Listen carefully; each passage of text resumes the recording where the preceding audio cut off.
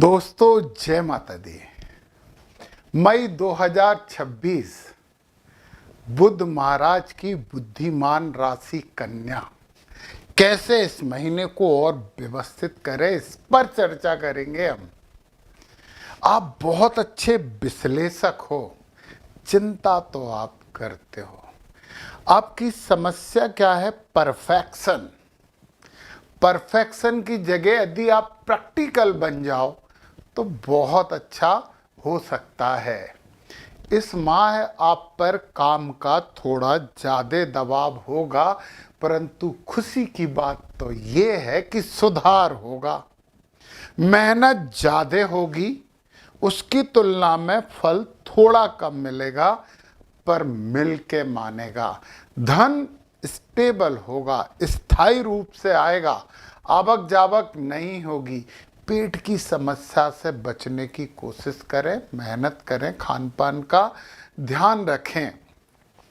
तो over thinking से बचें, हरी सब्जी गाय को खिलाएं और विष्णु सहस्त्र नाम का पाठ करें।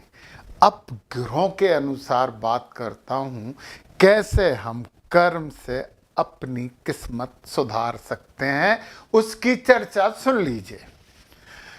चलिए, ये है आपकी राशि, चंद्र राशि की बात कर रहे हैं, और ये बैठ गए हैं यहाँ पे अष्टम में बुध। लग्नेश मान लेते हैं, लगन राशि नहीं है, चंद्र राशि है।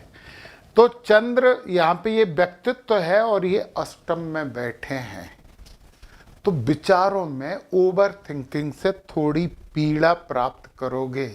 परंतु एक बहुत अच्छी बात बताऊं, बहुत अच्छी बात ये है कि वो धन भी मिल सकता है जो आपने नहीं कमाया, तो विरासत मिलने की संभावना है। और यहीं पे बैठे हैं सूर्य, जब इसकी बात कर रहे हैं तो यहाँ की भी बात कर लें। तो सूर्य महाराज हैं, तो निश्चित रूप से सावधानी खान पान में बरतिए। सुबह उठ के सूर्य महाराज को जल दीजिए। परंतु ये पक्का है कि सूर्य अपने से 7वें घर को चमकाते हैं, और सूर्य का 7वां घर ये है, ये धन भाव है, वाणी भाव है, परिवार भाव है। यदि वाणी में अहंकार नहीं लाओगे, वैसे आप बुध के राशि के जातक हो, बोलते बहुत अच्छा हो, सोचो कुछ भी पर बोलते तो अच्छा हो। तो अच्छा बोलोगे, परिवार से संबंध होंगे, धन प्राप्ति होगी। मैंने बोला धन आएगा तो स्टेबल होगा, और ये वाला भाव स्टेबल धन का भाव है, बैंक में जाएगा। तो फिर सूर्य महाराज क्या होंगे, 15 तारीख को यहां से निकल के यहां आके और अच्छे हो जाएंगे। पिता से आशीर्वाद लेते रहना, वाद विवाद मत करना। और बुध महाराज भी देखो 14 तारीख को यहाँ आ जाएंगे तो ठीक हो जाएंगे, फिर महीने के अंत में आके और अच्छे हो जाएंगे। ये तो आपके लिए अच्छी बात हो गई। अब मैं दो मुख्य ग्रहों की बात कर लेता हूं, परंतु उससे पहले एक और छोटी सी बात सुन लो यार। केतु यहाँ 12वें भाव में बैठे हैं। धर्म, कर्म, अध्यात्म, वैराग्य। अजीब सी सोच आएगी यार, क्या है यार, ये क्या है यार। मत सोचना ऐसा। गणपति जी की आराधना रखना नहीं, करना। गणपति जी को पूजते रहना। वैराग्य भाव उत्पन्न तो करेंगे केतु महाराज यहाँ पे।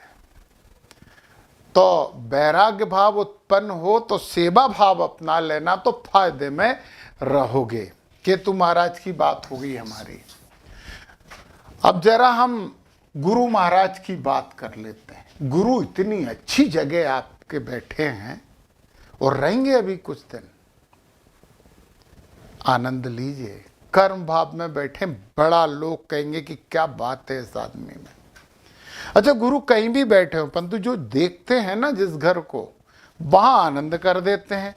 1 2 3 4 5 5वीं दृष्टि से धन भाव को देख रहे हैं, अमृतमयी दृष्टि है। कुटुंब भाव को देख रहे हैं, वाणी भाव को देख रहे हैं। बहुत अच्छा बोलोगे, कुटुंब अच्छा होगा। धन तो गुरु देने वाले हैं, ज्ञान से धन मिलने वाला है। ये देखो सुख वाले भाव पे भी दृष्टि डाल रहे हैं, सुखी बनाएंगे। माता एकाएक आप पे ज़्यादा स्नेह करने लगेंगी, और कर ही रही होंगी क्योंकि गुरु बहुत दिनों से हैं यहाँ पे, है ना। फिर इसके बाद नवम दृष्टि आ गई छठे भाव पे। ये दृष्टि अमृतमयी दृष्टि है, और यहाँ पे राहु महाराज जो बैठे हैं ना, उन्हें व्यवस्थित करने का काम भी गुरु महाराज कर रहे हैं। परंतु गुरु का आशीर्वाद, पेट की समस्या होती है, इससे बचना चाहिए आपको। तो खान पान तो सुधारने वाले हो ही आप।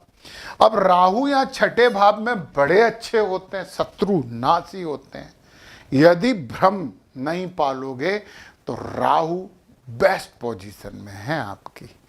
तो भ्रम मत पालो, सरस्वती माता को थोड़ा सा पूज लो, तो ये भ्रम नहीं पलेगा, तो बहुत ही अच्छा हो जाएगा। चलिए, गुरु महाराज की बात हो गई। अब जरा हम एक और बात कर लें, पहले शुक्र की बात और कर लें। बड़ा प्रेम प्यार वाला मन बना रहे हैं, भाग्य में सोग रही शुक्र, क्या बात है, बड़े रोमांटिक रहोगे आप इस महीने। अच्छा, जिनकी उम्र ज़्यादा है वो थोड़ा सा भौतिकता पसंद करेंगे, जिनकी उम्र कम है वो कुछ ना कुछ ऐसी चीज़ लेना चाहेंगे, मोबाइल वोबाइल वाली चीज़ लेना चाहेंगे। जैसी उम्र होगी उस हिसाब से सोचोगी। युवा हो तो फिर अब शुक्र भी सातवें घर को अच्छा करते हैं, पराक्रमी होगे, अच्छा काम करोगे, भौतिकता के लिए काम करोगे। और शुक्र महाराज देखो 14 तारीख से मिथुन में आके यहाँ पे और अच्छे हो जाएंगे, ये सुख भाव को और सुखी कर देंगे, तो सुख मिलेगा। ओवर थिंकिंग से तो बचना होगा आपको, तो बच लीजिए ना। कर्म से किस्मत बदलती है। अब हम बात कर लेते हैं खतरनाक चीज की। मंगल बैठे, शनि बैठे, और बैठे सातवें घर में। आपके जीवन साथी का घर है, पार्टनरशिप का घर है, और व्यवसाय का भी ये घर है। और ये दोनों एक दूसरे से बिल्कुल अच्छे संबंध नहीं रखते। कारण क्या है, ये स्लो हैं और ये फास्ट है। अब सोचो, एक ही उसमें आ गए, धीरे चलने वाले और तेज चलने वाले। जल्दी काम करना, वो कहते हैं आराम से करना है, तो बड़ा कंफ्यूजन होता है। परंतु अच्छी बात पता क्या है यहाँ पे, अच्छी बात ये है कि ये दोनों गुरु की राशि में बैठे हैं, और जब गुरु की राशि में बैठे हैं तो गुरु का सम्मान तो मंगल महाराज भी करेंगे, शनि महाराज भी करेंगे। तो बड़ी ऊहापोह वाली स्थिति होती है। फिर भी पार्टनर से, जीवन साथी से अच्छे संबंध रखने की जरूरत है। मान लेना वो जो बोल रहे हैं, अभी बहस और वाद विवाद मत करना, कम से कम 11 तारीख तक तो मत करना। 11 के बाद मंगल यहाँ आ जाएंगे, और फिर वो कह रहे हैं कि अब वाहन गाड़ी सावधानी से चलाना। अभी पार्टनर से बहस से बचने की बात कर रहा था, अब मैं कह रहा हूँ मोहल्ले और समाज में भी किसी से बहस मत करना जब मंगल यहाँ 8वें घर में आए तब। तो फिर भी गुरु की राशि ने इन दोनों को थोड़ा सा तो ठीक किया है। समस्याएं उत्पन्न करेंगे परंतु कम करेंगे, और कर्म से सुधार सकते हो ना। मैंने कहा बहस वाद विवाद बिल्कुल नहीं करना है ना। तो ये वाली बातें हो गई, शुक्र की भी बात हो गई। शनि की दृष्टि की बात भी कर ले, क्योंकि शनि कहते हैं कि मैं जहां देख रहा हूं वहां सावधानी बरतो, मैं जहां बैठा हूं वहां बुरा नहीं करूंगा। तो ये तो खुशखबरी हुई ना, सातवें घर को बुरा नहीं करेंगे वो। तो अभी थोड़ी सी दुश्मन के साथ बैठे हैं, तो थोड़ी सी 11 तारीख तक तो गड़बड़ करेंगे, परंतु गुरु की राशि में तो कम करेंगे। परंतु दृष्टि में तो छोड़ते नहीं है शनि महाराज। दृष्टि में तो कहते हैं कि अलर्ट रखिए, न्यायाधीश हूं। तो 1 2 3 तीसरी दृष्टि भाग पे डाल रहे हैं। शुरू में शुक्र बैठे, इनके मित्र हैं, तो कोई गड़बड़ नहीं है। परंतु वो ये कह रहे हैं कि धर्म कर्म करते रहिए, मंदिर जाते रहिए, तीर्थ यात्राओं का मौका मिले तो करिए, और धर्म के काम करिए। धर्म का काम क्या होता है, कुछ भी काम कर रहे हो आप। हम तो कह रहे हैं कि कसाई हो, एग्जाम्पल है, तो ईमानदारी से काम करिए, बिल्कुल धर्म मान के, क्योंकि कर्म धर्म होता है। ईमानदारी से काम करिए। इसे उदाहरण को गलत तरीके से मत लेना, कर्म तो धर्म होता है ना। तो शिक्षक हो बच्चों को दिल से पढ़ाइए, टाइम से जाइए, टाइम से पढ़ाइए, तो शनि महाराज आपके पक्ष में है। 7वीं दृष्टि लग्न पे डाल रहे हैं, कह रहे हैं अपने व्यक्तित्व में झूठ मत लाना, ईमानदारी रखना, जो सही है वो ही सही है, ऐसा करोगे तो मैं कुछ नहीं करूंगा। और 7 के बाद 8, 9, 10वीं दृष्टि सुख भाव पे डाल रहे हैं, परंतु यहाँ का टेंशन नहीं है क्योंकि गुरु भी देख रहे हैं यहाँ पे, बाद में शुक्र आके भी यहाँ पे देख रहे हैं। तो ये तो कहते हैं माता का सम्मान कर लेना, प्रॉपर्टी वाहन वगैरह कुछ खरीदो तो सोच समझ के खरीदना, है ना, जल्दी में मत खरीदना। ये शनि की दृष्टि हो गई। अब जो इम्पोर्टेंट बात है वो सुन लीजिए कि ये ग्रह जिन नक्षत्रों में बैठे होते हैं, यदि उन नक्षत्रों के बीज मंत्र के जाप करें तो ग्रह कहीं भी बैठे हों बुरा फल नहीं करते, क्योंकि नक्षत्रों से ग्रह संभलते हैं। तो मैं बात कर रहा हूं अब 3 नक्षत्रों की, उत्तरा, फाल्गुनी, हस्त और चित्रा। हाँ, कन्या राशि इन 3 नक्षत्रों में होती है। सबसे पहले केवल उत्तरा फाल्गुनी, वो एक कह रहे थे कि इतने सारे मंत्र कैसे करें, नहीं भैया, आपकी कन्या राशि है और उत्तरा फाल्गुनी नक्षत्र है तो ये उपाय हैं। सुनिए, सूर्य पूरे माह आपके लिए शुभ है, अच्छी बात। 11 तारीख तक ओम पूखणे नमा का जाप करोगे तो मंगल समस्या नहीं देंगे। शनि के कॉम्बिनेशन में बैठे, ओम पूखणे नमा की एक माला करिए, 1.5 मिनट लगता, 1.5 मिनट। पूरे माह गुरु के लिए ओम आदित्य नमा का जाप करिए। आदित्य नमा, सॉरी गलत बोला था, आदित्य नमा, सूर्य नहीं है, सूर्य की माता जी है, आदित्य माता है। 17 के बाद शनि जो है रेवती नक्षत्र में आ रहे हैं, तो पूखणे नमा की आपको माला करनी है, मतलब पूखणे नमा की माला पूरे महीने करनी है 1.5 मिनट, ओम आदित्य नमा की माला पूरे महीने करनी है 1.5 मिनट। 3 मिनट का समय है।